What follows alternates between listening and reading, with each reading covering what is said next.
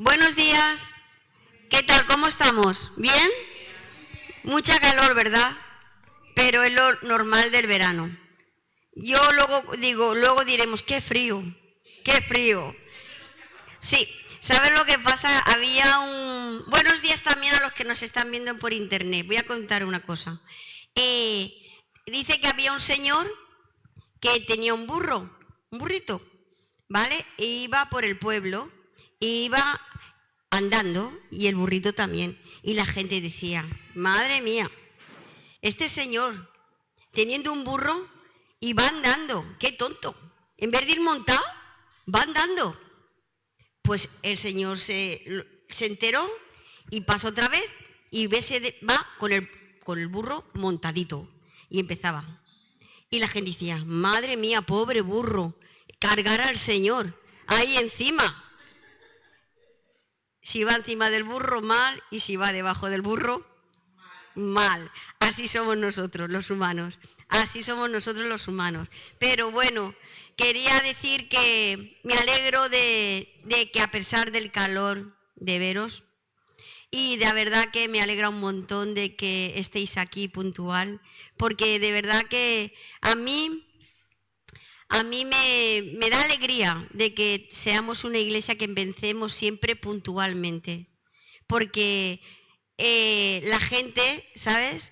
La gente que ha venido antes es como un respeto. Y el que venga detrás, pues que se añada, ¿no? Pero tenemos que respetar también a la gente que ha venido antes y empezar puntual, porque la gente viene puntual. Bueno, yo quisiera leer un salmo, pero no quisiera leerlo yo solita. Lo va a poner Cahuete en la pantalla. No es la Reina Valera del 60, es la lenguaje actual, ¿vale? De ahora. ¿Por qué? Porque yo entiendo mejor. Porque como ahí hablan como los reyes y los caballeros, a veces yo me quedo igual y tengo que buscar las cosas en el diccionario. Porque dicen unas palabras que yo digo, claro, el castellano antiguo también es un poquito difícil y a veces no entiendes, ¿vale? Lo entiendo, pero aquí yo es como si estuviera leyendo mis propias palabras, ¿vale? ¿Vale? Entonces es el Salmo 84, pero vamos a hacer una cosa. Vamos a leer cada uno un versículo. Pero tenéis que poner atención. Cuando, por ejemplo, pare uno, continúa el otro. Cuando pare uno, continúa el otro. ¿Vale? Cada uno un versículo, porque hay muchos. Pero vamos a poner atención en este salmo, porque es precioso. A mí me llena un montón, me edifica, me alegra, me levanta. Es de verdad, una maravilla, ¿vale? Está ahí, ¿vale? Entonces voy a empezar yo el primero, ¿vale? Pon el primero, Cahuet, porque eso es la introducción, porfa. Ahí, bueno, vale, espérate. Exacto, ese ahí, ¿vale? Vamos a empezar ahí. Voy a empezar yo y cada uno va a continuar leyendo ahí. Uno para, el otro sigue, uno para y el otro sigue, ¿vale? Vale. Dios del universo, qué bello es tu templo, la casa donde vives.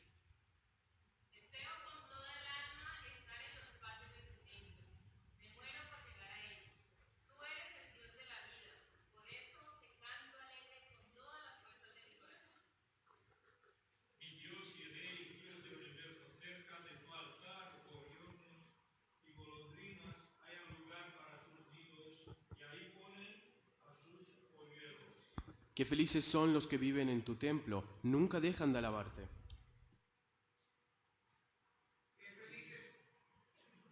Muy bien.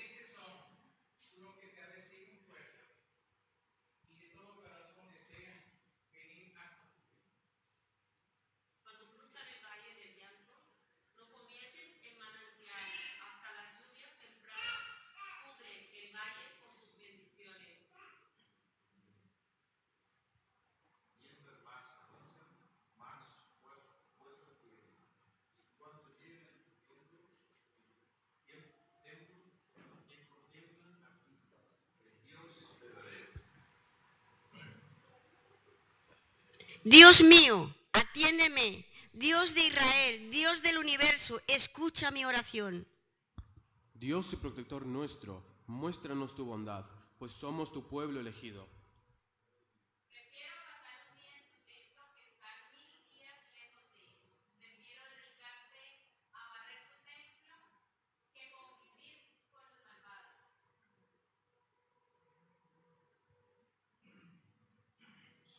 Señor y Dios nuestro, tú nos das calor y protección, nos das honor y gloria, tu bondad no tiene medida, para los que siempre hacen lo bueno.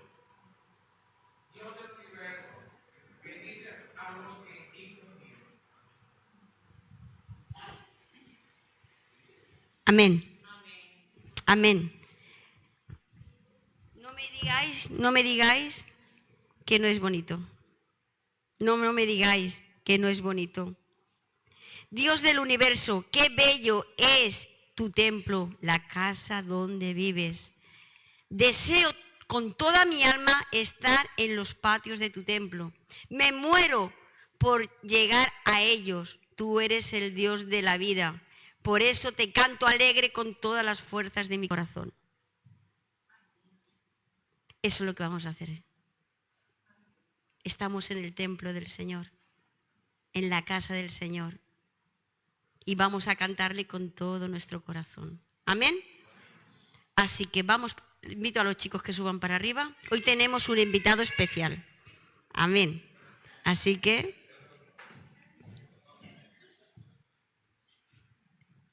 amén. Así que vamos para arriba y vamos a ponernos de pie. Quien pueda ponerse de pie y el que no, no pasa nada. Amén.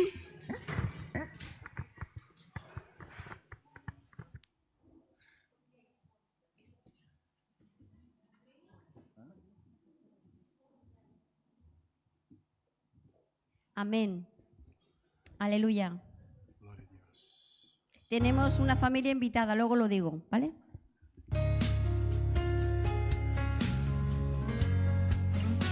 Amén.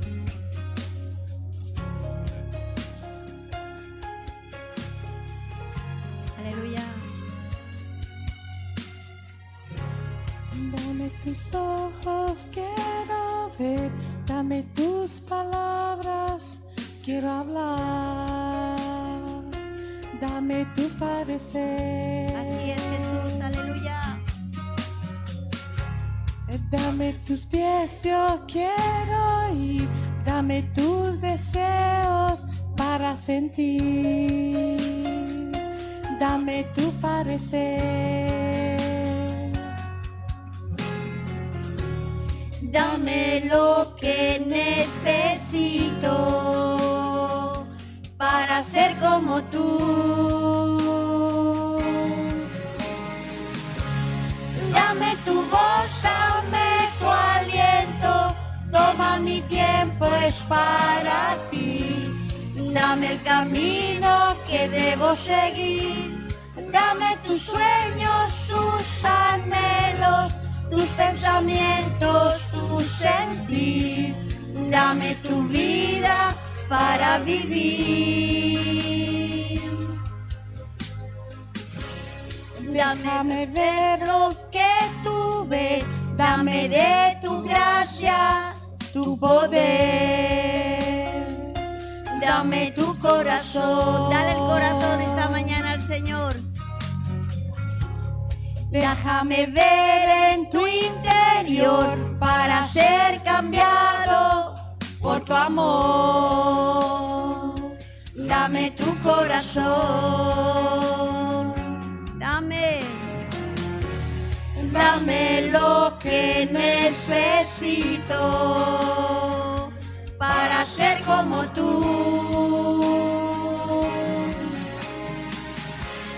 Dame tu voz, dame tu aliento, toma mi tiempo, es para ti. Dame el camino que debo seguir, dame tus sueños, tus anhelos, tus pensamientos, tu sentir, dame tu vida para vivir, Señor. Dame tu voz, dame tu aliento. tiempo es para ti. Dame el camino que debo seguir. Dame tus sueños, tus anhelos, tus pensamientos, tu sentir. Dame tu vida para vivir, Señor. Dame tus ojos, quiero ver.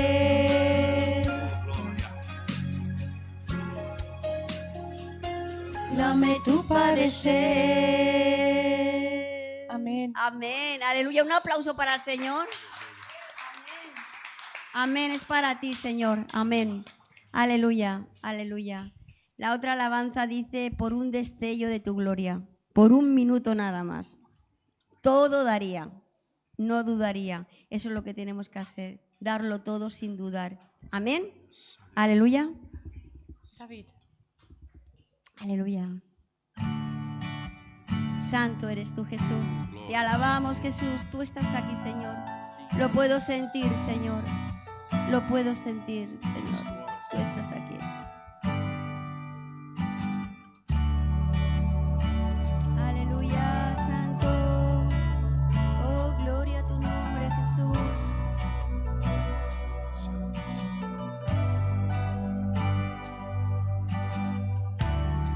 Por un momento en tu presencia,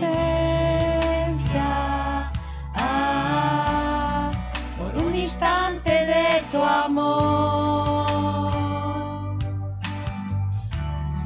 por un destello de tu gloria, por un minuto nada más, todo daría, no importaría lo que tenga que pasar, lo que tenga que esperar. Aleluya. Por un momento en tu presencia, por un instante de tu amor, por un destello de tu gloria,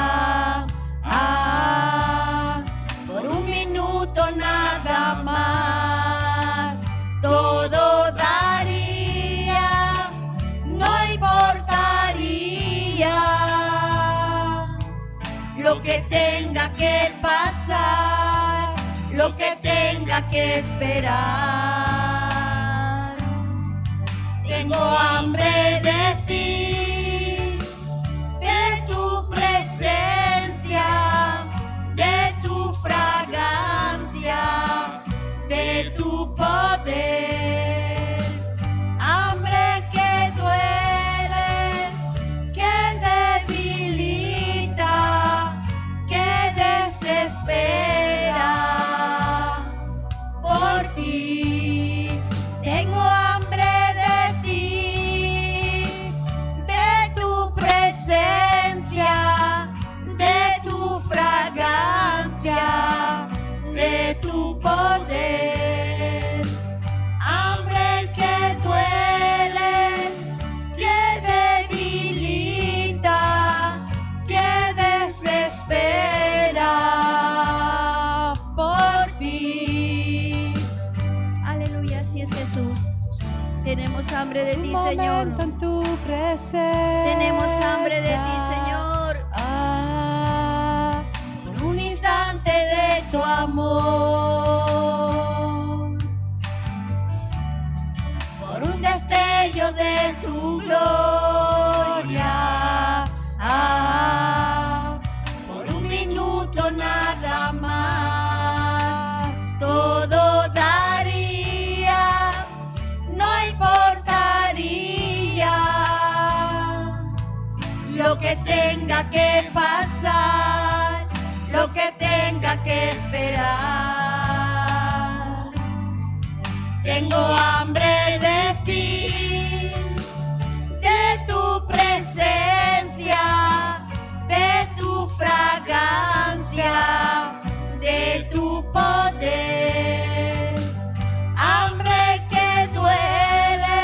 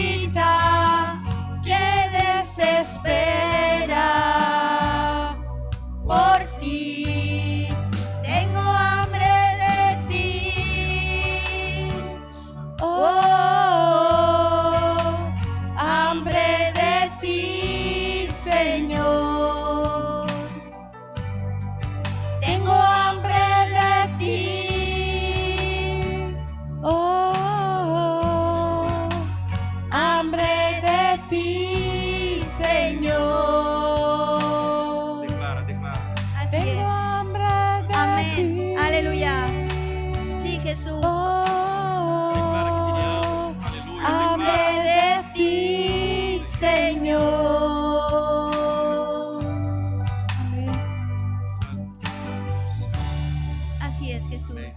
Amén. Oh, Amén, aleluya. Señor, gloria a Dios. Sí, Jesús. Amén, Amén. Señor Jesús. Sí, Señor. Señor Amén, Dios. sí, Jesús. Señor Dios. Mueve, oh Dios. Mueve tu Espíritu Santo, Señor. Mueve tu Espíritu Santo sobre nuestras vidas, oh Dios. Amén, aleluya. Amén. Amén, Señor Jesús. Amén, sí, Jesús. Sí, Jesús. Sí, Jesús. Amén, Señor Jesús. Gloria a tu nombre. Amén, aleluya. Aleluya. Amén. Amén. Amén, sí, Jesús. Amén, Sí, Señor Jesús. Gracias, Señor. Sí, Jesús. Sí, Señor. Sí, Jesús. Sí, Jesús. Amén. Amén. Amén. Y ahora con la otra alabanza que dice, dame de beber de tu manantial. Eso es lo que le vamos a decir al Señor esta mañana. Danos de beber. Y vamos a poder pasar adelante para ofrendar, ¿vale? Para los diezmos, las ofrendas, ahí están. Así que vamos a pasar, pero siempre, como siempre digo, con un corazón contento, amén. Con un corazón contento y alegre, porque dice el Señor que Él bendice al dador alegre, amén. Así que vamos a pasar adelante y vamos a ofrendar, a diezmar a aquello que el Señor nos ha dado, porque es el Señor quien nos lo ha dado. Y nosotros damos una pequeña parte de lo que Él nos ha dado, amén. Gracias, Así que Señor. vamos a pasar con gozo y con alegría, amén. Aleluya. Santo. Sí, Jesús. Aleluya. Tú eres grande, Señor. Ayúdanos, Señor. Gracias, Jesús. Gracias, gracias, gracias, gracias. Haz tu obra, Dios, en nuestra existencia. Santo eres, Padre. Restaura, Dios. Amén. Aleluya. Quiero estar en tu presencia. Aleluya. Y poderte contemplar. Necesito estar contigo. Necesito adorar. Quiero estar en tu presencia. Declara, mis hermanos. Amén. Y poderte contemplar. Necesito estar contigo. Necesito adorar. Dame de beber de tu manantial. Dame de beber. Aleluya. Necesito más. Pídele al Señor. Dame de beber Gloria. de tu manantial. Dame de beber.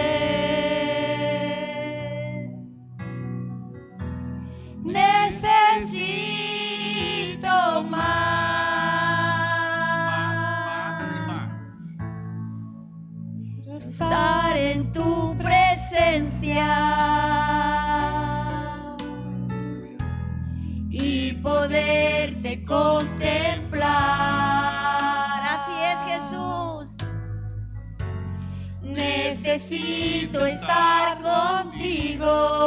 ¿Tú necesitas estar con el Señor? Díselo. Necesito adorar. Dile que te dé de beber de ese agua que Él tiene.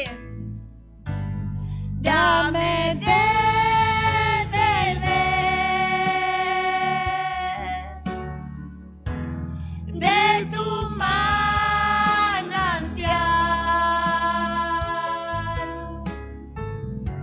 Dame de beber. Necesito más. Dame de beber, Señor, de tu manantial.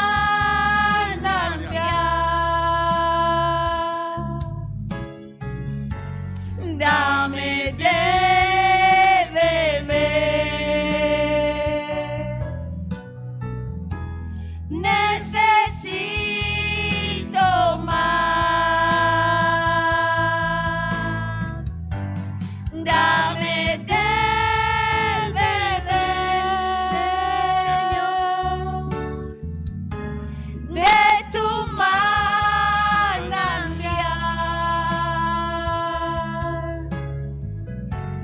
Dame de beber.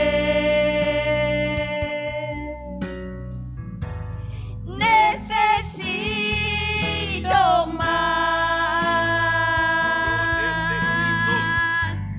Dame de beber de tu manantial.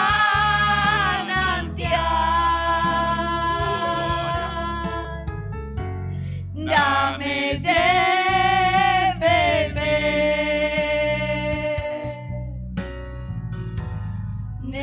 Necesito más. Amén. Así es, Señor. Así es, Señor. Aleluya. Aleluya, Dios. Así es, Declara Señor. con tu boca que tú Amén. necesitas, Amén. que tú necesitas beber, Señor, de esta agua. Oh Dios, gracias, Señor. Gracias por la oportunidad, Señor. Gracias. Amén, aleluya. Yo creo que, Fernando, ya no necesitas predicar. Gloria a Dios. Sí necesito. Aleluya. La paz que deja el Señor, nadie la puede dejar. Amén. Aleluya.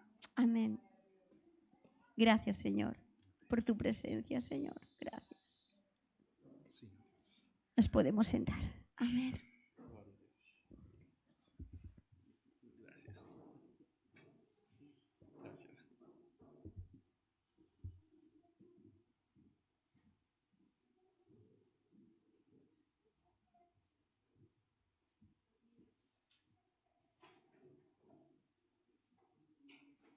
Buenos días. Buenos días a todos. Los niños tienen su clase ahora.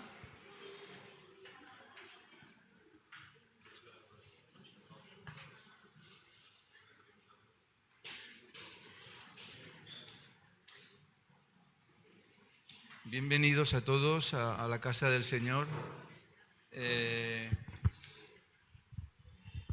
No sé si Fina ha dado la bienvenida a nuestra querida familia brasileño-murciana, que ya nos conocemos, que han venido ya varias veces a Valdiusó. Y bueno, te ha pillado de sopetón, te ha tocado cantar sin previo aviso, pero bueno, muy bien, para la gloria de Dios. Y quiero dar la bienvenida también a Rafa, mi amigo, que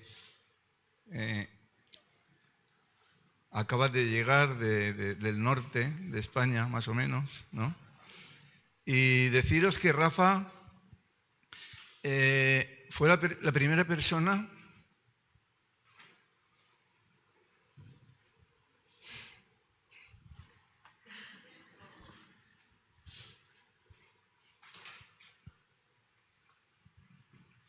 Fue la primera persona que me dio trabajo cuando me convertí. Yo era muy malo, ahora sigo siendo malo, pero no tanto. Y bueno, Rafa confió en mí, me dio trabajo y trabajamos juntos muchos años. Y tengo que darle las gracias.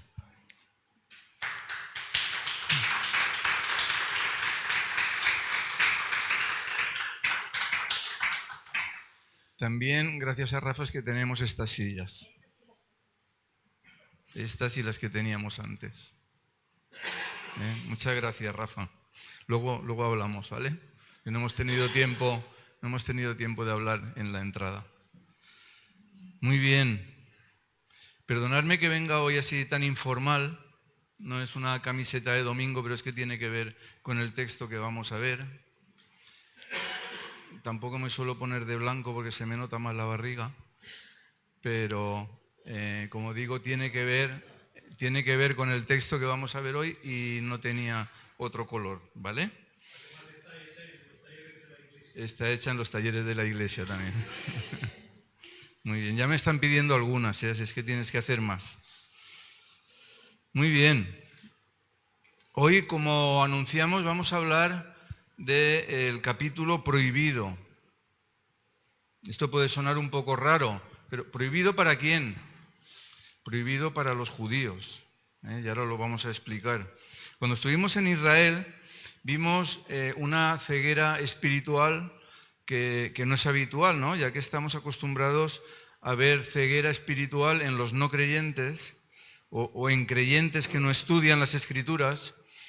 Pero cuando ves esa ceguera en personas que aparentemente sí la estudian, pues te haces una serie de preguntas, ¿no? Porque te choca, porque dices, si estudian las Escrituras, ¿cómo puede ser que estén tan ciegos, ¿no?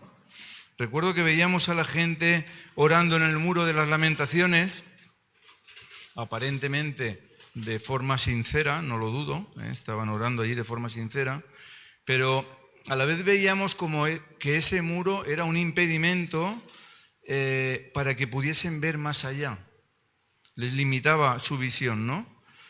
Les impedía tener una visión más amplia. Y eso me hizo investigar para ver a qué se debía su ceguera. Y todos los temas me llevaban a Isaías 53, que es, como digo, el capítulo prohibido. Como sabéis, hemos estado esta semana hablando de ello y se le llama así, el capítulo prohibido. Yo esto ya lo conocía, ya lo sabía, pero me sorprendió oírlo en Israel de boca de un judío.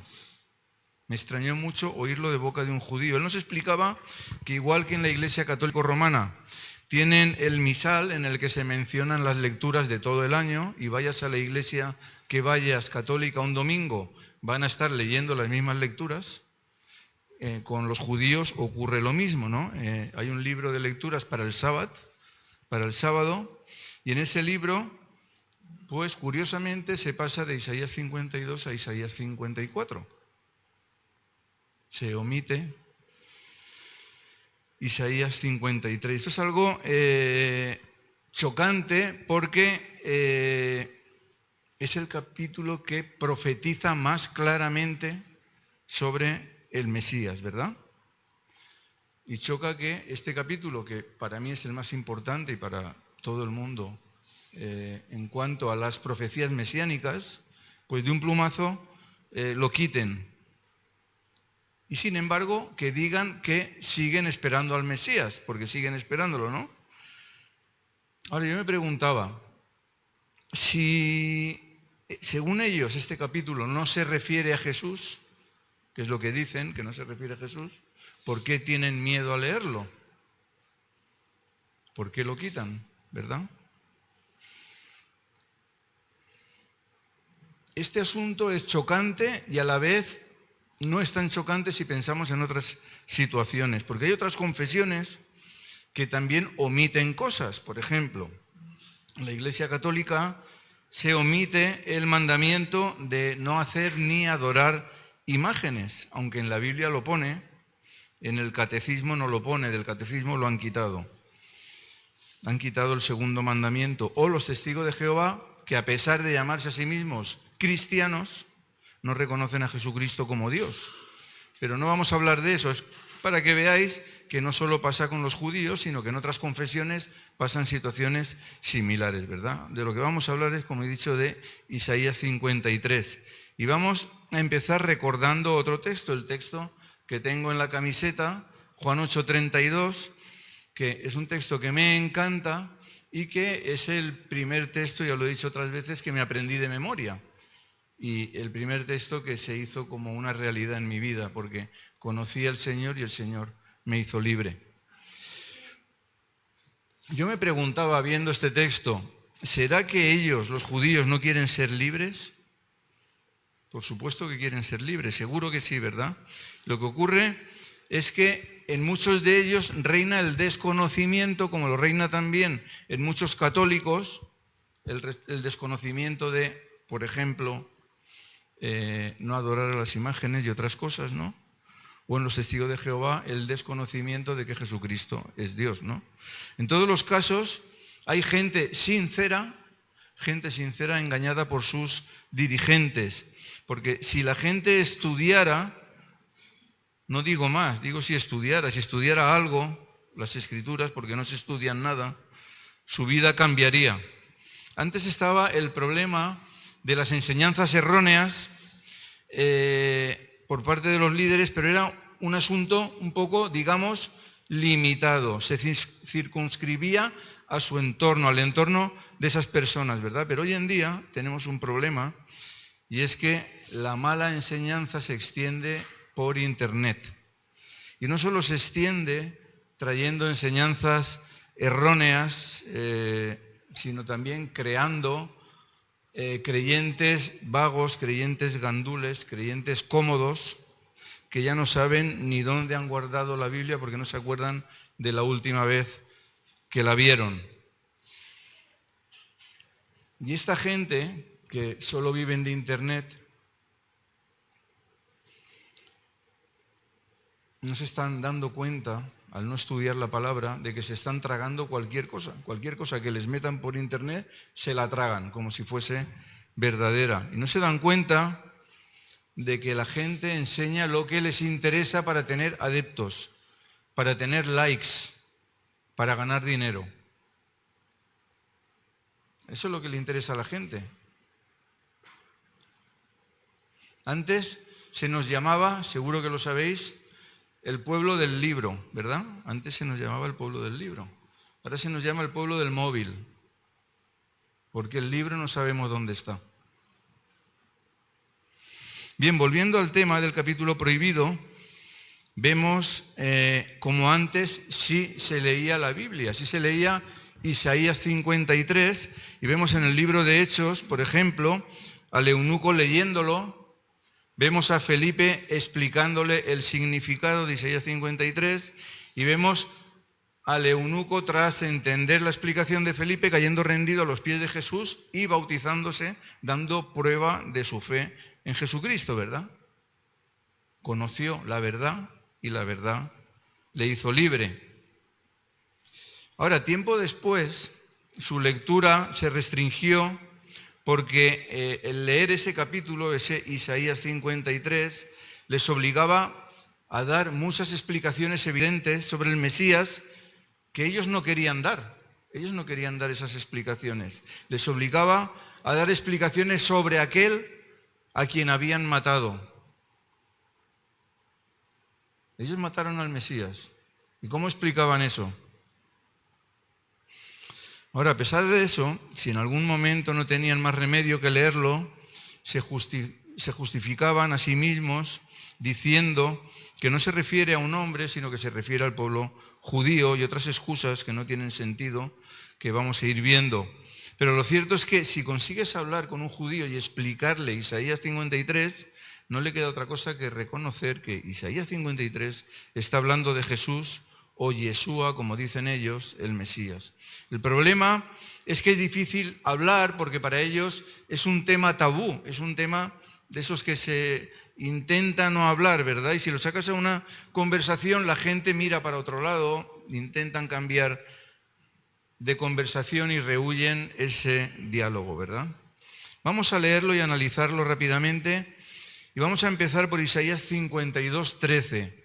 Sabemos que tenemos que leer siempre el contexto. El contexto es más amplio, pero el contexto inmediato no empieza en el 53.1, sino un poco antes, en el 52.13. Y dice así: He aquí que mi siervo será prosperado, será engrandecido y exaltado, y será puesto muy en alto.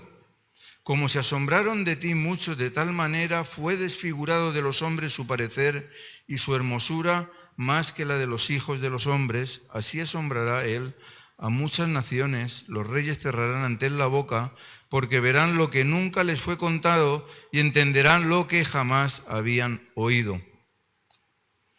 ¿Quién ha creído a nuestro anuncio? ¿Y sobre quién se ha manifestado el brazo de Jehová? Subirá cual renuevo delante de él y como raíz de tierra seca. No hay parecer en él ni hermosura. Le veremos más sin atractivo para que le deseemos.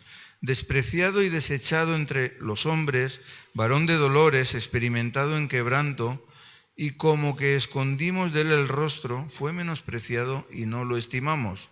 Ciertamente llevó él nuestras enfermedades y sufrió nuestros dolores, y nosotros le tuvimos por azotado, por herido de Dios y abatido.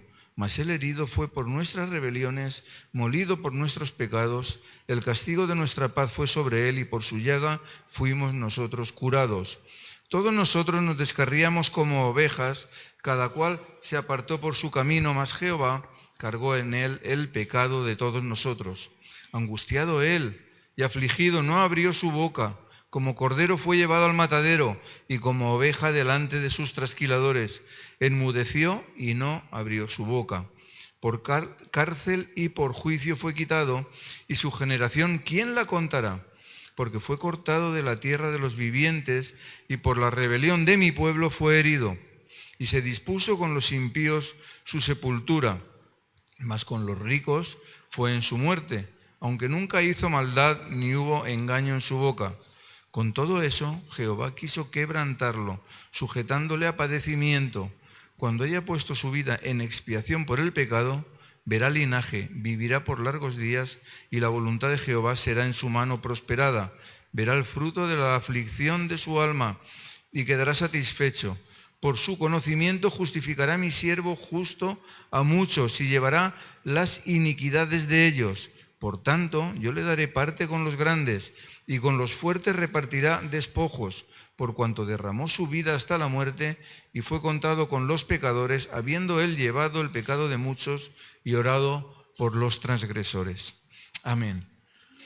Hasta aquí el texto en el que vamos a meditar, y empezamos en el versículo 13 del capítulo 52. Dice: He aquí que mi siervo será prosperado, será engrandecido y exaltado, será puesto muy en alto. Aquí, al hablar de prosperidad, al hablar de engrandecimiento, de exaltación, etc., los judíos decían, sacándolo del contexto, que estaba hablando de su pueblo.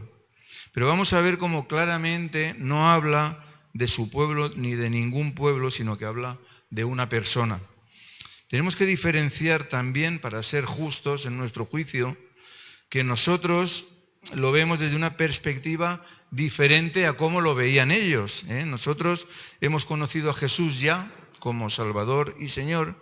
Sin embargo, ellos, cuando no lo aceptaron, lo conocieron como hombre, y como hombre normal. Y ahora explicaré esto que quiero decir con hombre normal. Ellos esperaban un libertador y no veían en la persona de Jesús a ese libertador o a ese Mesías reinante que sale en Daniel. Lo dice otra parte de la Escritura que no estamos viendo hoy. Por el contrario, el texto que hemos leído sí que habla de un Mesías sufriente, de un Mesías humilde, que era lo contrario de lo que ellos esperaban. De ahí que les costase verlo a la mayoría. Algunos lo vieron, pero la mayoría no. Sigue el versículo 14. Como se asombraron de ti muchos, de tal manera fue desfigurado de los hombres su parecer y su hermosura más que la de los hijos de los hombres, así asombrará él a muchas naciones. Los reyes cerrarán ante él la boca, porque verán lo que nunca les fue contado y entenderán lo que jamás habían oído. Bien, aquí habla de desfiguración. Sabemos que Jesús fue desfigurado en su tortura. En los evangelios leemos diferentes versículos que nos hablan de ello, que cómo fue golpeado en la cara, cómo fue abofeteado, incluso cómo fue golpeado con un palo en la cara para desfigurarle, ¿no? Cuando en el 15 habla de asombrar, tiene que ver con esto. La misma palabra se traduce por rociar. Por eso necesitamos estudiar la Biblia, conocer la Biblia, profundizar en ella, ver diferentes versiones, porque cuando una palabra tiene varios significados, un traductor pone un significado y otros otro. Entonces, aunque Jesús asombró a todo el mundo o a mucha gente, el significado aquí, si lo metemos en el contexto, no es asombrar, sino que es rociar. ¿Rociar qué? Lo que está diciendo el texto es que con esa desfiguración salpicó con su sangre purificadora, esa sangre que nos limpia de pecado, no solo a Israel, como dice el texto, sino a todas las naciones. Y cuando venga, dice el texto también, en gloria, los reyes, puestos aquí en este texto como el ejemplo más alto, no había nadie más alto que un rey, los reyes no podrán hacer otra cosa que cerrar su boca y reconocer a Jesús como el único Rey verdadero. Eso es lo que está diciendo el texto. Y ahora empezamos ya en el 53. ¿Quién ha creído a nuestro anuncio y sobre quién se ha manifestado el brazo de Jehová? Fijaros que esto está escrito 700 años antes de Cristo y está profetizando punto por punto y sin ningún género de dudas lo que iba a suceder. Entonces dice, ¿quién ha creído a nuestro anuncio? Pues muy pocos creyeron, ¿verdad? Muy pocos. Y de hecho muchos siguen sin creer en Israel, que es a quien se refería este texto en primera instancia, ¿no? Leemos en Juan 1:9 lo siguiente. Aquella luz verdadera que alumbra a todo hombre venía a este mundo. En el mundo estaba y el mundo por él fue hecho, pero el mundo no le conoció. A lo suyo vino y los suyos no le recibieron. Mas a todos los que le recibieron, a los que creen en su nombre, les dio potestad de ser hechos hijos de Dios. Los suyos no le recibieron, como hemos leído. Vamos a volver a Isaías 53:1. Pon de nuevo Isaías 53:1 y leemos. ¿Quién ha creído a nuestro anuncio? Pues muy pocos, muy pocos. Los suyos no le recibieron, ¿verdad? El anuncio se hizo, pero muy pocos creyeron a pesar de las demostraciones de poder que hacía y que a cualquiera debían de haberles hecho el preguntarse que quién era esa persona que hacía tantos milagros, ¿verdad? Como demostración de que era, como dice el texto que tenemos aquí, el brazo del Señor. Eso es lo que estaba demostrando. Pero como hemos leído, los suyos, los que debían recibirle, no le recibieron y siguen sin recibirle y sin aceptar las evidencias, incluso eludiendo, huyendo de estudiar este texto. Es decir, ni siquiera quieren leer esas evidencias. Dice el versículo 2. Subirá cual renuevo delante de él y como raíz de tierra seca, no hay parecer en él ni hermosura. Le veremos más sin atractivo para que le deseemos. Bien, ¿qué hace esta imagen? ¿Qué hace una raíz en tierra seca? Poco, ¿verdad? O nada. Sin agua una raíz se muere. Es una raíz fea, podemos decir, ¿verdad? Y dice que no hay parecer ni hermosura. Ahora digo yo, ¿en qué quedamos? Antes habíamos dicho que su hermosura era más que la de los hijos de los hombres. Y ahora dice que no tiene hermosura. ¿En qué quedamos? No hay contradicción, ¿eh? Antes está hablando de Jesús como enviado, como hijo de Dios. Ahora está hablando de Jesús como lo que ven los hombres o lo que veían los hombres en aquel momento con sus ojos. Los judíos esperaban un rey, ¿verdad? ¿Cómo suelen ser los reyes? ¿Qué aspecto tienen? Les voy a contar una historia. Recuerdo cuando fuimos a la boda de mi hijo hace poco a Madrid, estuvimos hospedados allí en un hotel frente al Palacio Real, muy bonito, y al bajar al desayuno apareció una familia rusa. Y nos quedamos Fina y yo con la boca abierta. Los dos dijimos, estos deben de ser algo. Reyes no, porque ya sabemos que los Romanov murieron en 1918 y que no han habido otros reyes, ¿no? En Rusia. Pero debían de ser, yo qué sé, condes o no sé, algo, ¿no? Por la vestimenta que llevaban, se veía a la legua, ¿no? Aquí en España no lo notamos mucho porque nuestros reyes se visten más o menos como nosotros, más o menos, ¿eh? Pero esa gente parecían sacados de una película, de un cuento, de dibujos animados, dice Fina. Y dice que le recordaban a los dibujos de Anastasia. Nos quedamos, esta gente, ¿de dónde han salido? ¿No? Y bueno, ¿por qué cuento esto? Porque lo que los judíos esperaban era algo así. Algo que se diferenciase, ¿eh? Ellos esperaban un Mesías que se le identificase claramente, un Mesías guerrero y no uno que hablaba de amor, un Mesías montado en un caballo y no montado en un burro, un Mesías vestido con vestiduras reales y no pues vestido como todo el mundo, ¿verdad? Por el contrario llegó Jesús, un Mesías que se mezclaba con la gente y era tan normal que pasaba desapercibido. Que si se quería ir, se iba y decían, ¿dónde está? Ya no lo vemos, ¿eh? Era tan normal, era tan como el resto, que cuando Judas fue a entregarlo, tuvo que señalarlo con un beso, para que la guardia supiese de quién se trataba, a quién tenían que detener. No era más alto que el resto, porque si no, Judas podía haber dicho al más alto, detener al más alto, y no tenía que acercarse a dar el beso. No era rubio, no llevaba vestiduras diferentes al resto. Judas tuvo que señalarlo para que la guardia supiese quién era. Y no había millones de personas en Jerusalén, ¿eh? No tenía que ser muy difícil identificarle, pero Judas tuvo que señalarle. ¿Por qué? Porque era como el resto. Ahora, ¿qué esperaba el pueblo? ¿Recordáis cuando el pueblo de Israel eligió al primer rey? A Saúl. Dios no quería. Estábamos en el periodo de los jueces y entonces el pueblo de Israel dice, no, nosotros queremos también un rey como tienen los demás pueblos. Nosotros no tenemos rey, queremos un rey. Y a pesar de que Dios no quería, se lo permitió. ¿Y a quién eligieron? A Saúl. ¿Y cómo era Saúl? Dice la Escritura que era joven y hermoso, que entre los hijos de Israel no había otro más hermoso que él. De hombros para arriba sobrepasaba a cualquiera del pueblo.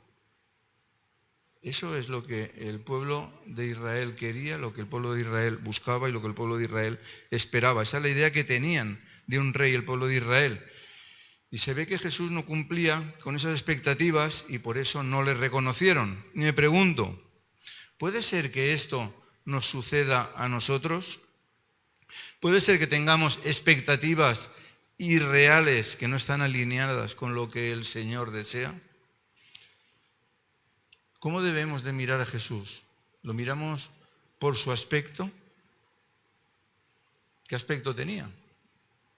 Si nos remitimos a las pinturas de los grandes artistas, cada uno lo pinta de una manera, ¿no? Cada uno lo pinta como se lo imaginaba. Ahora, ¿podemos vivir de imaginaciones? No tenemos por qué imaginarlo, ¿verdad? Debemos de mirarle con otros ojos, con los ojos de la fe y aprender de Él a través de su palabra cada día y no vivir de ideas preconcebidas que a veces vivimos. Sigue el texto hablándonos de lo mismo, despreciado y desechado entre los hombres, versículo 3, varón de dolores, experimentado en quebranto, y como que escondimos de él el rostro, fue menospreciado y no lo estimamos. Aquí Isaías está viendo claramente 700 años antes de que sucediese ese abandono por parte de los suyos. tanto del pueblo de Israel como de sus seguidores en el momento de su detención, porque en el momento de su detención también le abandonaron los suyos. Está viendo esas oraciones él solo, en las que Jesús se rompía delante del Padre. Está viendo esa práctica en aguantar el dolor a pesar de no merecerlo. Por eso dice que es experimentado en quebranto. Experimentado en quebranto. Nadie es experimentado si no tiene experiencia. Y la experiencia se consigue con la práctica. Amén. A veces queremos ser experimentados, pero no pasar por el dolor. Para ser experimentado en quebranto, debemos de pasar por el dolor y superarlo, no solo pasar por él, porque si pasamos por él quejándonos, tampoco nos vale. Pasar por el dolor y superarlo. Como el apóstol Pablo decía, cuando decía, todo lo puedo en Cristo que me fortalece. ¿Por qué decía Pablo eso? Porque había pasado por todo tipo de situaciones y todas las había superado con éxito. Y estaba también experimentado en quebranto. Bien, versículo 4. Ciertamente llevó él nuestras enfermedades y sufrió nuestros dolores, y nosotros le tuvimos por azotado, por herido de Dios y abatido. Yo pensaba en la vida de Jesús. La vida de Jesús no fue nada fácil. Ya desde niño comenzó sufriendo persecución por un rey que le quería matar y tuvo que huir a Egipto, ¿verdad? Tuvo que huir de su propia tierra, de su parentela. Luego ya de adulto vemos episodios en los que tuvo que escabullirse entre la gente porque también le querían matar, a pesar de que les estaba hablando de salvación. Él les hablaba de salvación, pero ellos le querían matar. Sus propios hermanos de sangre al principio no creían en él. Incluso los más allegados se durmieron cuando él les pidió que le acompañasen en oración. Él les pide que le acompañen en oración, que está en un momento muy duro, pero la gente se le duerme. Y más tarde le negaron y huyeron, ¿no? Él podía haber dicho, ahí os quedáis, gandules, dormilones, desagradecidos. ¿Lo podía haber dicho Jesús? Claro que lo podía haber dicho, ¿verdad? Sin embargo, como hemos leído en el texto, llevó nuestras enfermedades y nuestros dolores como si fuesen suyos, sin serlo, como si fuesen suyos. Nosotros sabemos esto, no tenemos duda acerca de que llevó nuestras enfermedades, nuestro dolor, nuestro pecado. Sabemos que quien merecía morir éramos nosotros y no él, y que sin que lo mereciésemos, por amor, ocupó nuestro lugar en la cruz. Es curioso, me llama la atención que los judíos en su ceguera espiritual creían que Jesús moría porque lo merecía. Eso es lo que creían ellos, por sus propios pecados, en lugar de darse cuenta por los textos proféticos que así lo anunciaban, que Jesús estaba muriendo en el lugar de ellos. Pensemos también que en aquella época, cuando una persona moría joven, se le achacaban pecados. Se decía que había muerto por alguna causa que él sabría, ya que la Escritura decía que al justo se le daba largura de años. Entonces, el que moría joven ya estaba condenado, según ellos, ¿no? Y eso le achacaban a Jesús. A pesar de todo esto, con lo que me quedo es con esa frase ejemplar de Jesús, que a pesar de haber sido condenado a muerte por ellos, dice en el último momento, como muestra de amor sin límites, Padre, perdónalos porque no saben lo que hacen. Estaba siendo condenado por ellos, pero él pedía el perdón para ellos. Dice el versículo 5, mas el herido fue por nuestras rebeliones, molido por nuestros pecados, el castigo de nuestra paz fue sobre él, y por su llaga fuimos nosotros curados. Este texto recalca ese lugar que ocupó Jesús y que merecíamos ocupar nosotros, esa sustitución perfecta, podríamos decir, ya que aunque hubiésemos ocupado nosotros ese lugar, aunque se nos hubiese crucificado a todos, aunque hubiese millones y millones de cruces de toda la humanidad y todos estuviésemos crucificados ahí, no habría servido de nada, porque el único que podía ser sustituto, el único que podía ocupar ese lugar, el único sin mancha era Jesús. Sabemos que la paga del pecado es la muerte, y dice el texto que por su llaga fuimos nosotros sanados de la muerte y reconciliados con Dios. Y la buena noticia es que somos reconciliados con Dios para siempre. Somos reconciliados con Dios para siempre. Mirad, hay una norma en el derecho que se llama non bis in idem, en latín, que quiere decir no dos veces por la misma causa. Es decir, no se puede juzgar a nadie dos veces por el mismo delito. Esta norma humana, considerada justa, es mucho mayor en la salvación, ya que somos justificados ante Dios para siempre y además somos tan justificados ante Dios que en su archivo no constan, así como aquí sí que constan, en su archivo no constan nuestros antecedentes penales. Aquí sí que están, pero en el cielo no. Dice el versículo 6, todos nosotros nos descarriamos como ovejas, cada cual se apartó por su camino, mas Jehová cargó en él el pecado de todos nosotros. Nos descarriamos todos, ¿verdad? Nos descarriamos. El que diga que no está mintiendo. Romanos 3:23 dice, por cuanto todos pecaron y están destituidos de la gloria de Dios. ¿Cuántos dice que pecaron? Todos. ¿Cuántos están destituidos de la gloria de Dios? Todos. Jesús podía haber dicho, estáis destituidos, ahí os quedáis. Pero en lugar de pasar de nosotros, Dios proveyó una solución. ¿Cuál era esa solución? Volvemos al versículo 6, por favor. Isaías 53:6. Mas Jehová cargó en él, en Jesús, el pecado de todos nosotros. Dios cargó la culpa, cargó la condena del culpable sobre el inocente, porque era la única forma en que podíamos ser libres de esa culpa. No había otra forma. Conociendo a Cristo es que somos libres. Conoceréis la verdad y la verdad os hará libres. Jesús nos liberó. ¿Recordáis que hace unas semanas hablábamos de los pecados por hierro, verdad? Los pecados por hierro que se perdonaban según la ley.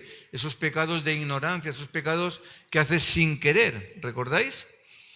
Había un tipo de sacrificio para cada tipo de pecado, pero solo para los pecados por hierro, para los pecados de ignorancia. Y recordáis que para los pecados a sabiendas, para los pecados que hacía uno a conciencia, no había ningún sacrificio estipulado en la ley. Eso era lo que decía la ley. Ahora, ¿dice en algún lugar que Jesús cargó sobre él nuestros pecados sin querer? Diferencia de pecados, no diferencia nada, ¿verdad? Dice que los cargó todos, sin excepción. ¿Podemos entender la perfección del sacrificio de Jesús comparándolo con la ley? El sacrificio de Cristo perdona todos los pecados, por gordo que sea, siempre que nos arrepintamos, lógicamente. Versículo 7, angustiado él y afligido, no abrió su boca, como cordero fue llevado al matadero y como oveja delante de sus trasquiladores. Enmudeció y no abrió su boca. Por cárcel y por juicio fue quitado, y su generación, ¿quién la contará?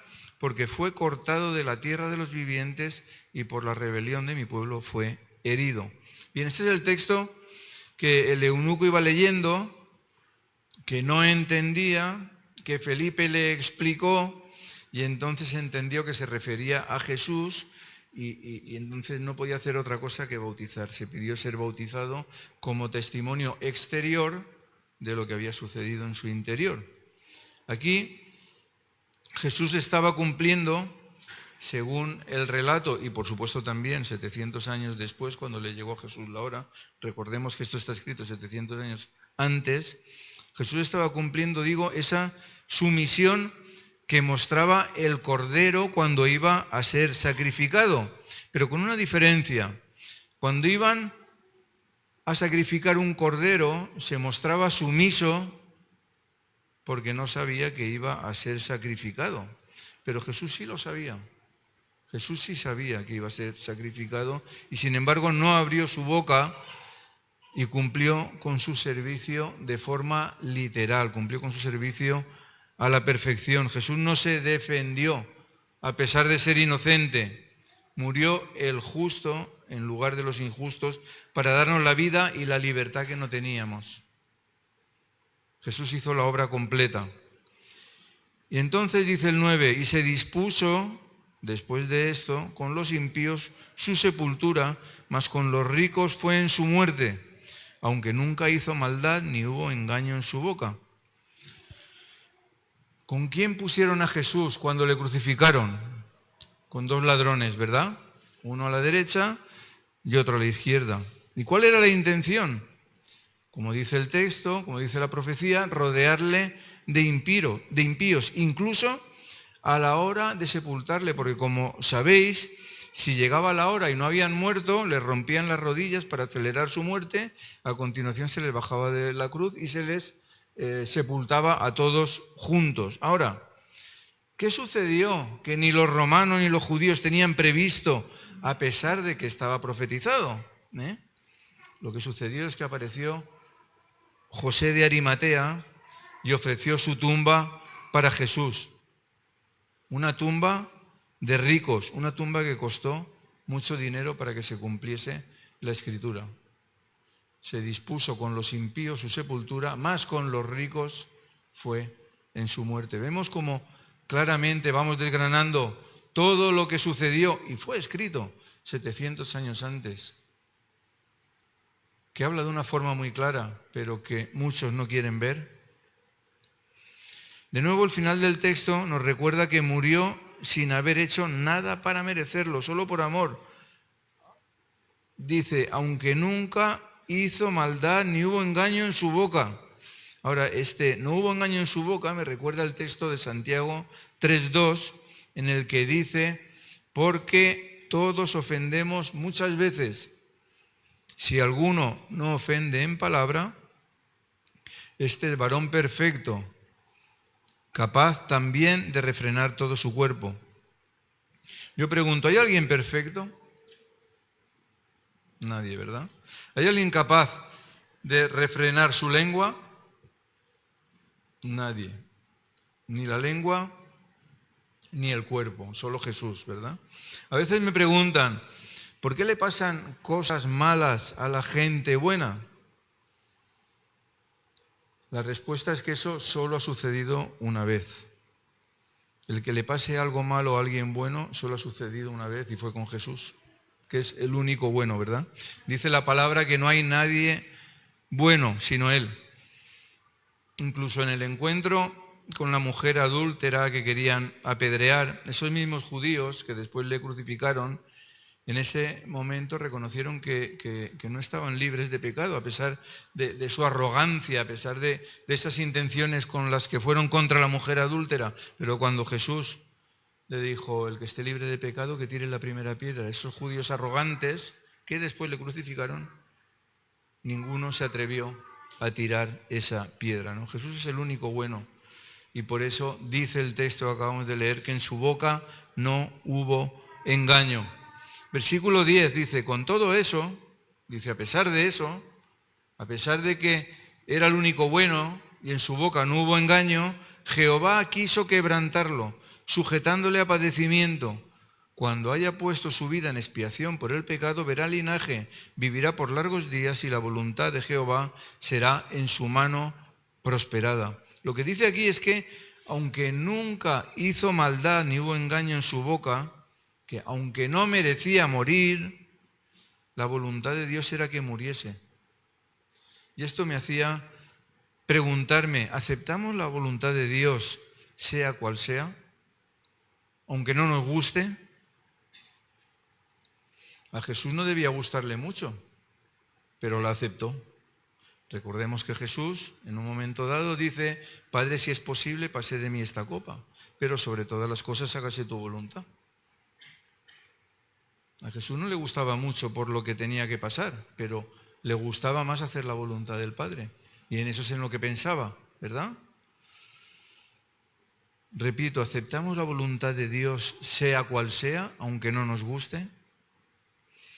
Y vemos en la parte final la consecuencia de hacer la voluntad de Dios. En la parte final del texto dice, cuando haya puesto su vida en expiación por el pecado, podríamos traducirlo de otra manera, cuando haya obedecido, cuando haya hecho la voluntad de Dios, entonces verá el linaje que se vio, somos nosotros, vivirá por largos días, tenemos la vida eterna y la voluntad de Jehová será en su mano prosperada. Vemos las consecuencias de la obediencia, las consecuencias de hacer la voluntad de Dios. Versículo 11, verá el fruto de la aflicción de su alma y quedará satisfecho por su conocimiento, justificará mi siervo justo a muchos y llevará las iniquidades de ellos. Bien, aquí dice que Dios quedará satisfecho. Lo dice en futuro porque recordemos que esta profecía está escrita 700 años antes de Cristo, ¿verdad?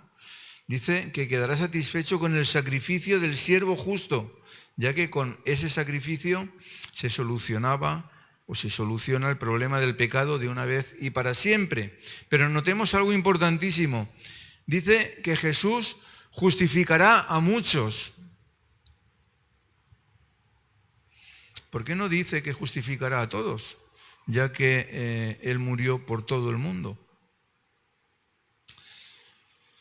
Lo dice así porque aunque murió por todos, la justificación solo alcanza a los que aceptamos el sacrificio de Jesús como propio, a los que reconocen que eran ellos los que debían de estar en la cruz, porque eran ellos los que habían pecado y no Jesús. Jesús no había pecado.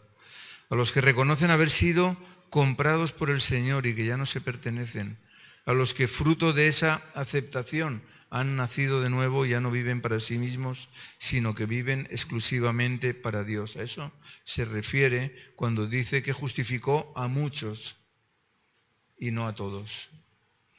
Dice el versículo 12 y último, por tanto yo le daré parte con los grandes y con los fuertes repartirá despojos, por cuanto derramó su vida hasta la muerte y fue contado con los pecadores, habiendo él llevado el pecado de muchos y orado por los transgresores. Jesús reina y reinará. Amén.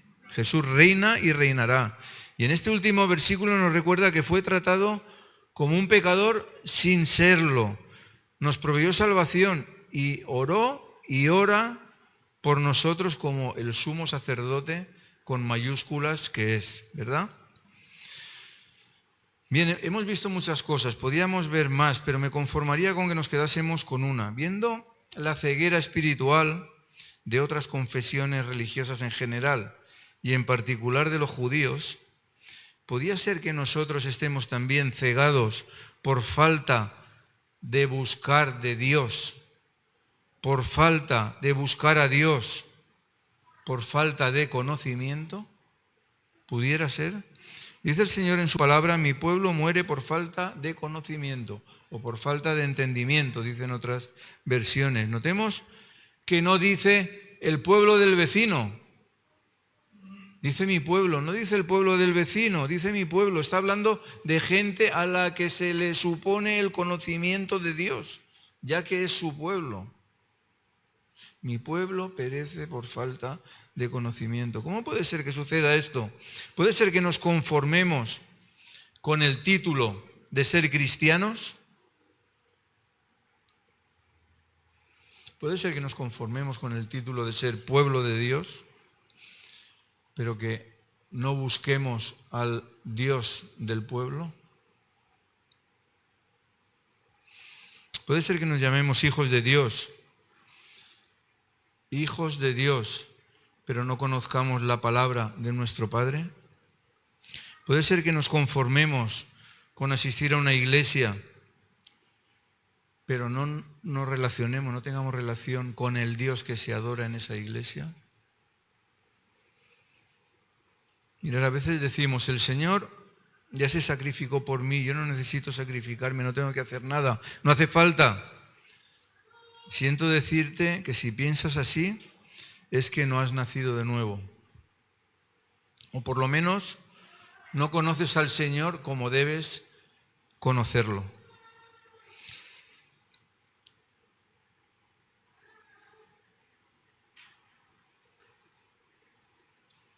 Con el sacrificio nuestro no vamos a conseguir la salvación. La salvación no se consigue sacrificándonos, ¿verdad? Pero si has conseguido la salvación por gracia, por el sacrificio de Cristo, ahora debes andar no como tú quieres, sino como Él anduvo. Es lo que el Señor espera de nosotros. A veces nos sentimos insatisfechos, pero dice el texto que Jesús se sintió satisfecho cuando vio el resultado de su obra. Si te sientes insatisfecho o insatisfecha, es posible que sea porque no te esfuerzas lo suficiente, porque Jesús se esforzó a tope, Jesús se esforzó hasta la muerte, lo dio todo y dice la palabra, como acabamos de leer, que se sintió satisfecho. Tenemos que preguntarnos, ¿te esfuerzas todo lo que te tienes que esforzar? ¿Te esfuerzas todo lo que puedes? Porque el Señor espera que nos esforcemos todo lo que podamos. Cada uno tenemos fuerzas diferentes, pero las fuerzas que tenemos las tenemos que poner, sean más o sean menos. Mirad, hay una línea de conducta que marcan las Escrituras. Cuando conoces a Cristo y te entregas a Él, ¿qué ocurre? Naces de nuevo, ¿verdad? Naces de nuevo. Se tiene que ver, eres otra criatura. Nacer de nuevo significa cambio, significa que ya no eres como eras. Si has nacido de nuevo, te congregas. Buscas la compañía de tus hermanos, de todos, no de un grupito, de todos. Busca la compañía de tus hermanos. Si has nacido de nuevo, oras. Si has nacido de nuevo, estudias la palabra, porque quieres más de Dios cada día. Si has nacido de nuevo, buscas cualquier momento para congregarte, no solo los domingos, sino todos los días de la semana, allí donde hay una reunión, ya sean células caseras, reunión de oración, lo que sea, allí vas. Si has nacido de nuevo, tu vida es muy diferente a lo que era y la gente lo ve y quiere tener lo que tú tienes, porque la gente ve que ya no eres como eras, que ya no haces las cosas que hacías. Mira, puede que estés pasando por un momento de debilidad, por un momento de decaimiento. Eso puede pasar. Pero lo que no debes hacer es quedarte en ese momento, permanecer ahí. Si el Señor te está hablando, ponte en marcha ya, retomando el área que sea que tenías abandonada. Puede que sean las relaciones con otros hermanos, puede que sea la asistencia a las reuniones, puede que sea el estudio de la palabra, puede que sea la oración, la relación con Dios. Cada uno sabe, ¿no? Pero lo que no podemos olvidar es que el Señor, sin merecerlo, dio su vida por ti, dio su vida por mí. Ni tú merecías que muriese por ti, ni Él merecía morir porque no había hecho nada.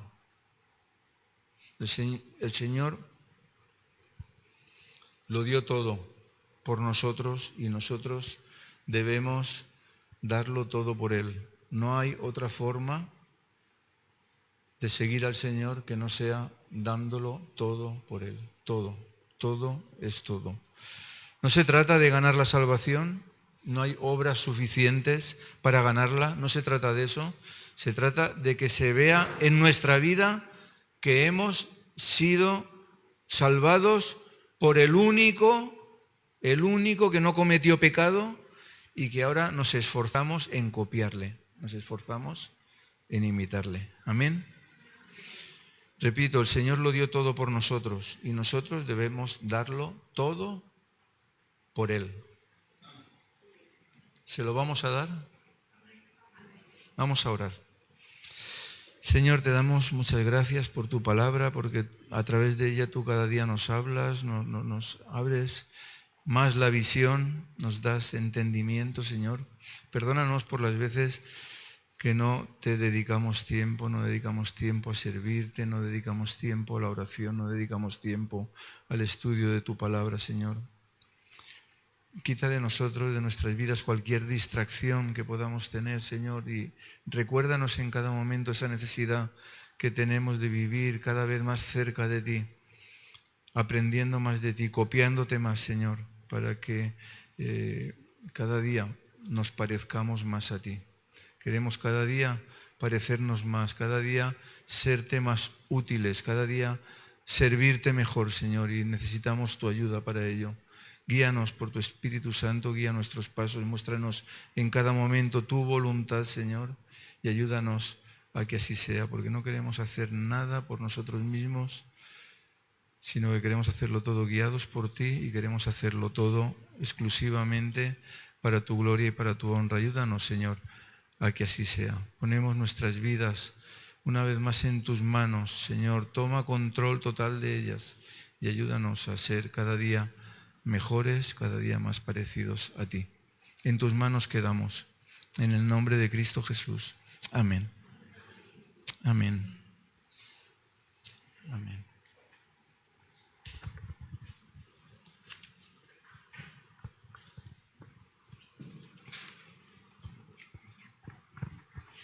Gracias. Y bueno, no hay más que decir, ¿no? Y vamos a despedirnos con una canción que Fernando nos ha pedido. Así que vamos y nos ponemos de pie.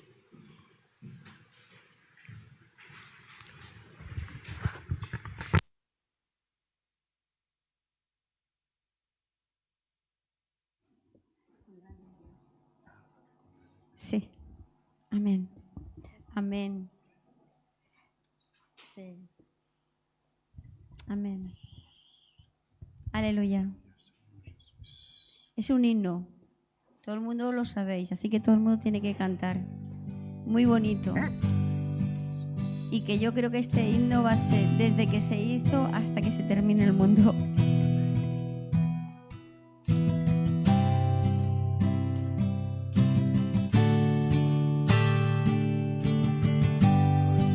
Así es, Jesús. Aleluya. Tú eres grande, Señor. Tú eres grande, mi bendito Dios. Tú eres grande, Señor. Aleluya. El esplendor de un rey, Vestido en majestad, la tierra alegre está, la tierra alegre está. Cubierto estás de luz, venció la oscuridad y tiembla su voz, y tiembla su voz. Cuán grande es Dios, cántale cuán grande es Dios, y todos lo verán. Cuán grande es Dios. Así es, Jesús. Cuán grande es Dios, cántale cuán grande es Dios, y todos los verán. Cuán grande es Dios. Así es. Día a día Él está, el tiempo está en Él, principio y el fin, principio y el fin. La Trinidad en Dios, el Padre, Hijo y Espíritu, Cordero y el León, Cordero y el León. Cuán grande es Dios, cántale cuán grande es Dios, y todos lo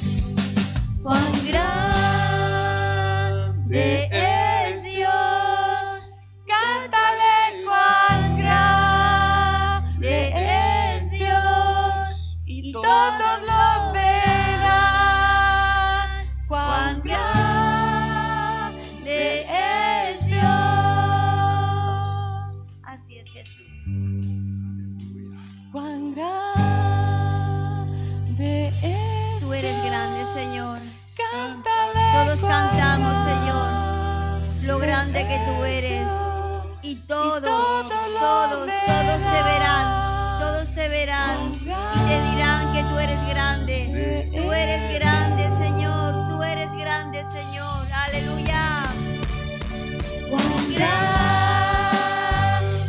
es Dios, cántale cuán grande es Dios, y todos lo verán.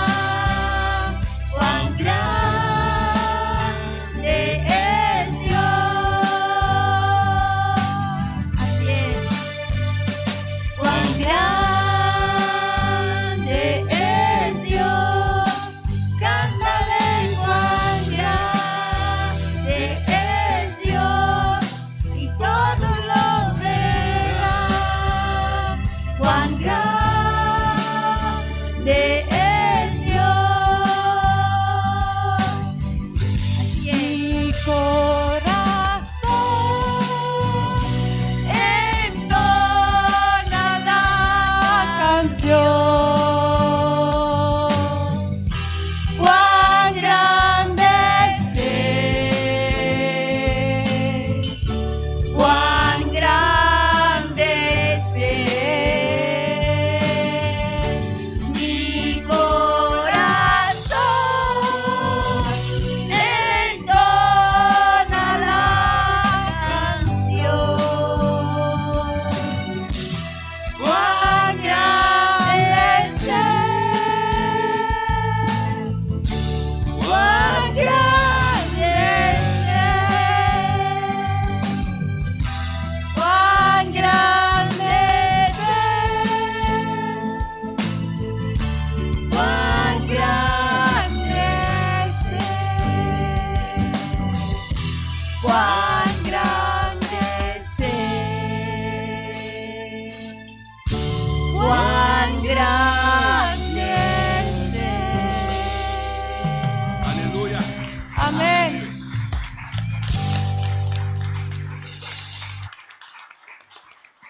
Amén, amén, Gracias, Señor.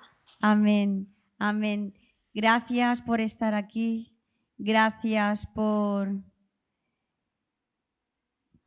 Es que a veces no hay palabras de verdad para decir lo que es el Señor. A veces no hay palabras para expresar lo que uno siente. Y de verdad que, Señor, tú eres grande, Señor. Tú eres grande, Señor. Y bendito Dios, todos van a reconocer lo grande que tú eres. Toda rodilla se va a doblar delante de ti, reconociendo lo que tú eres, mi bendito Dios. Gracias, mi bendito Dios. También damos gracias por aquellos que nos están viendo por internet. Gracias por estar aquí.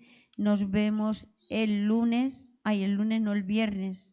El viernes en el estudio. Y el domingo también nos vemos a las 11:30 y el viernes a las 8. Amén. Así que os esperamos también que estéis ahí y a todos los que estáis aquí presentes. Amén. Gracias por estar aquí y que tengáis una semana preciosa en el Señor. Amén. Amén. Hola, soy David y quisiera invitarte a realizar una oración de fe en Cristo si es que todavía no lo has hecho. Has estado ahí durante la reunión asistiendo con nosotros por el canal y seguramente Dios habló contigo de forma especial. Si ya has hecho alguna vez la oración de fe, pero necesita ayuda en alguna área de tu vida, estaremos orando por ti para que el Señor Jesucristo, a través de su Espíritu Santo, te edifique y fortalezca. Te invitamos a que asista en directo a los próximos cultos de los domingos a las 11:30 de la mañana y a los estudios bíblicos los viernes a las 8 de la noche. Un besito en tu corazón, un abrazo muy especial.